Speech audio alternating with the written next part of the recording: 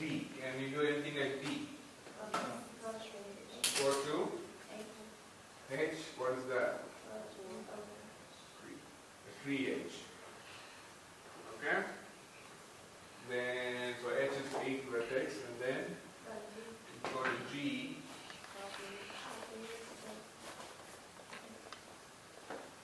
Okay? So the same thing I've drawn here as a tree. From A you have B and E, and then B you have C and F, and then C you have D and G, and then D you have H. So it's a tree. And that's the minimum H tree, right? Why? Because from A you reach its one hop neighbors, and then you visit all the two hop neighbors, right? So how will you prove this more formally? For example, if you visit, say you have A, and you have visited some vertices, say U, V, and so on, and let's say you have a vertex W that you're visiting from U, right? For the first time. Then according to what we are doing, the level at which W is one more than the level at which U is from U, right? So this is a path from A to U, the level at which W is one more than what U is. That's what we are doing, right? So whenever you're visiting for the first time, you're incrementing the level by 1. If W is on a path that is more closer, for example, if U is at level 4, this is at level 5, right? If you want to disprove it, assume by the contradiction thing, which means what? Let's say W is more closer to A than this 5, which means W should be at level 4 or level 3 or something closer to A, right? But we did not visit W prior to this point. If it was at level 4, 3, 2 or anything, we would have visited W, right? Because the way breadth first search works, it makes sure to go to all the vertices that are level 1, and then only it goes to anything that is at level 2. Like you see here, it goes to everything at level 1, B and E, and then only it goes to things at level 2, and then only to things at level 3 and so on. So if the vertex W is on a path earlier than this, it would have been visited. But it cannot be the case, right? So that's how we prove by contradiction. Okay, so the question bank, there's a small question, how we prove this minimum path property. Now also if you look at this graph, if you had done a depth first search on this, okay, if you had done a depth first search D, okay, what would be the depth first search tree? Can anyone come up with a depth first search tree on this graph? You could, why not? Depth first search. Start with A. A2. You have two neighbors, right? So which one you choose first? B, alphabetically. That's the convention you are using. So go to B, depth. B to C. Depth means you just choose one neighbor, go deep, and then if that you cannot go anywhere further, trace back, right? That's how you do depth first search. So go to C, then go like this, right? This is how you do depth first search. And then all these other things are what? Baggage. So now you see the path that you have from A to E is not this direct edge, which was the case when you do breadth first search, A to E can be directly reached. This is now a chain, like you have A, B, C, D, H, G, A, B, C, D, H, G, F, E. It's a chain. It's not a minimum edge path, right? So when you do a depth first search and get a depth first search tree, in our case the depth first search tree is as simple as this. A, B, C, D, what? H, G, F, E. This is our depth first search tree. Okay? And you can see from A to E, it takes these many edges. So a depth first search tree is not guaranteed to give you the minimum edge path. Whereas your breadth first search tree is guaranteed to give you the minimum edge path. Okay, so that's something you should know. So if you want to find minimum edge paths in a graph, you should not use depth first search. You should use what? Breadth, B as in boy. Okay? For finding minimum edge paths. Okay? So if you want to find articulation point, you can use depth first search, but not for minimum edge paths. Any question? Okay, so let's do one more before we finish, because that's there also the exam.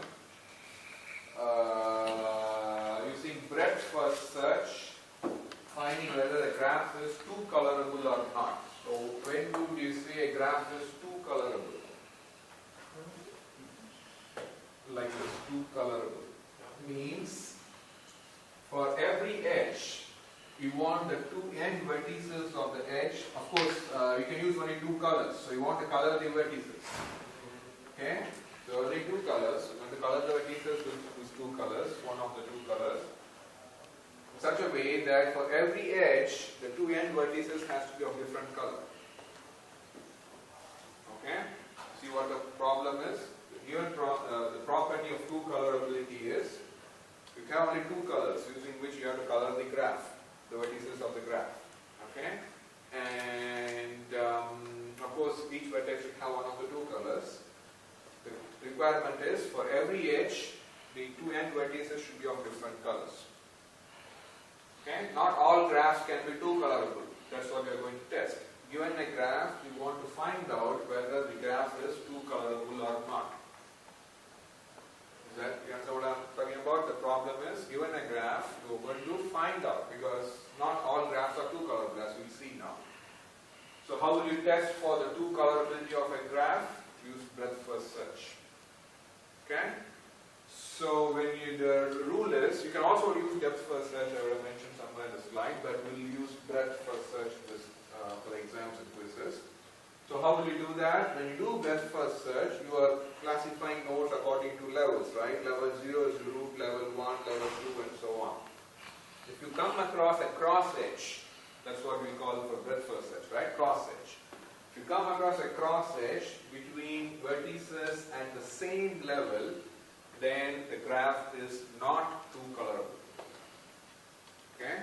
So if you want to say a graph is two colorable, there should not be a cross edge between vertices at the same level. Okay?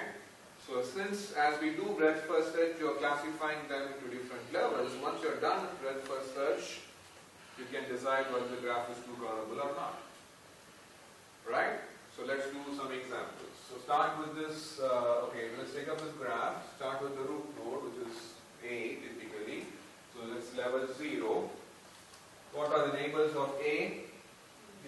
B and D. And since A is at level 0, B and D are at level 1. So we visited A first, then B and D. So you can write this order if you want. So which vertex you will explore next? B. So its neighbors are C and E. And have they been visited already? No. So you visit them through a tree edge. This is at level what? 2. So C is the fourth one, E is the fifth one. So done with B. What's the next vertex? D. What will you do at D? You have a cross edge to E. Is that anyway impacting our two colorability? No, because this cross edge is between vertices at different levels. Okay? And as you visit, you can also color them. So I've seen students bringing some color pencil or coloring them as they do to avoid making mistakes. You could do that if you want. So start with A, color it to whatever color, and then you visit B and D, so color with a different color. So whenever you visit a vertex, you should color with a different color.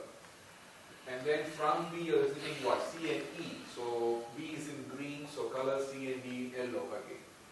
So now we have D, both neighbors of D are colored. That's what it means, right? So now D is done, so you have C. What will you do at C? 3H to F. And that's at level 3. So C is in yellow. yellow, so F can be in green. Okay? And you see, push F to the thing, so C is done. So what will you do now? E2 is a cross edge, right? So it's between two different levels. So you see E and F are in different colors, so it doesn't matter. Okay, so vertices at different levels will be colored different. So, in this example, right? So, we visited all the vertices, all the edges. We did not encounter a cross edge between vertices at the same level. We had cross edges, but these are between at different levels. So you can color them and verify if you want to, like that. Okay? Is that clear? So this graph is two colorable. Why? Because every edge you can have the two end vertices of the two different colors. You see that? Yes? Now I can look at this just from kind of like a partitioning problem. I can look at like this.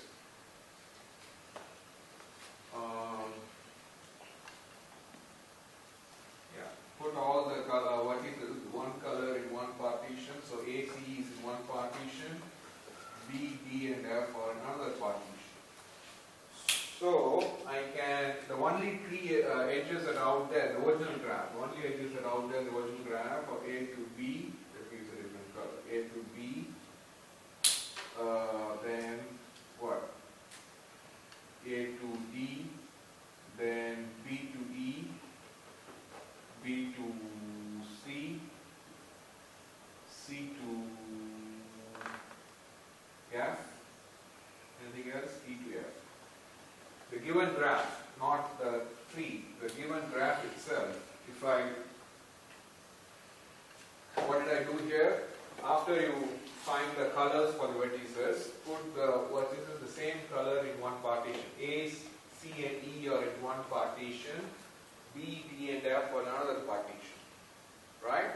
And go back to original graph and connect those vertices using those edges that are out there. A to B is an edge, A to D is an edge, then B to E, and then B to C, then C to F. All those edges out there, put it here.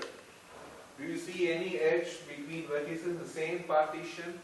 Like A to C or A to E, C to D, likewise anything from B to D, D to F or B to F? No. So, which means if a graph is two colorable like this, we can call that graph also to be what is called a bipartite graph. Okay, so these are important terms that you should know. So if a graph is two colorable, then the graph is said to be also bipartite. Basically, you can divide the vertices, you can partition the vertices into two sets like this. Like you have 6 vertices, you may have 2 and 4 or 1 and 5, in this case 3 and 3 vertices like this, such that all the edges that are out here are only between vertices from one partition to another partition. You don't have any edge between vertices in the same partition. Right?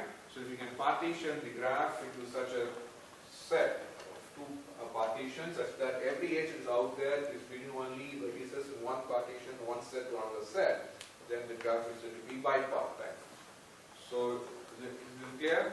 So in exam, if I ask you to find, given a graph, find whether it's bipartite or not, what you have to do? You have to find whether it is two colorable. If it's two colorable, you can say it is bipartite. And how do you find the two partitions? Just based on those colors. How you assign the colors? As I said, start with one vertex, then as you visit, assign the second different color, and then so on. Okay? So let's do this example to find whether it is bipartite or two colorable. Now both are the same, right? So let's do this. Start with A. A is an yellow. You assign color to its neighbors. What are its neighbors? B, D, E, and E, right? So all of them are level 1. So all of them get a green color. Start with yellow and go to all the vertices. So now, which vertex you will sit next? D. So B has what neighbors? E. What is that edge?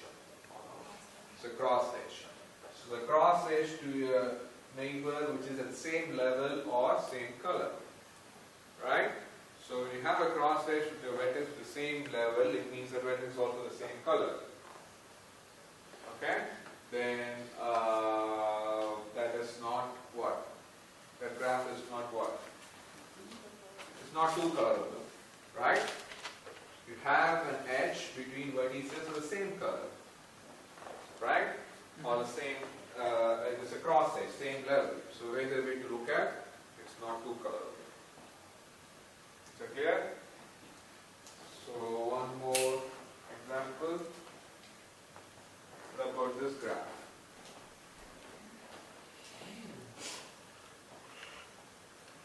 So if I ask just for two colorability, once you violate the condition, you can stop. You don't need to do breadth first search for the whole graph. But if I ask you to do breadth first search, or do the whole thing, and then if I ask you to find two colorability, you have to complete breadth first search and then find whether it's two colorable or not. Okay? So let's find breadth first search 3, or let's just do two colorability because I need to do the rest here. So start with A at level 0. How would you do breadth first search on this? So color that the yellow color and visit all the neighbors. All the neighbors are these guys, right? So all of them are in green at level 1. Okay? All the neighbors are at level 1. So which neighbor you will explore? B, C, D, E. B is the lowest alphabet. So you will explore its neighbors. What are the neighbors of B? D and F. So right away you can see what? This edge is a cross edge. It's an edge between vertices of same color. So you can say right there it's not two colorable. Okay? What about this? Let's start with A with 0. Its neighbors are this. Right? Isn't it? So you color these three guys green, and then you continue with what? B. Yeah, would be what are its neighbors? Are they already visited? No.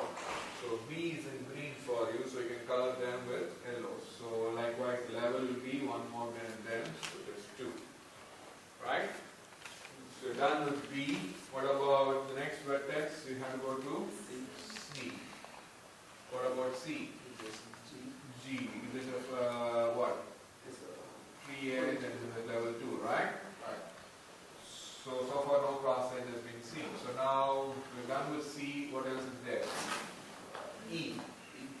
So for E, this is a 3 edge. So identify all the 3 edges. This edge is a E to G is what? Cross edge. But will that affect our two colorability? Why? Because E and G are at different levels.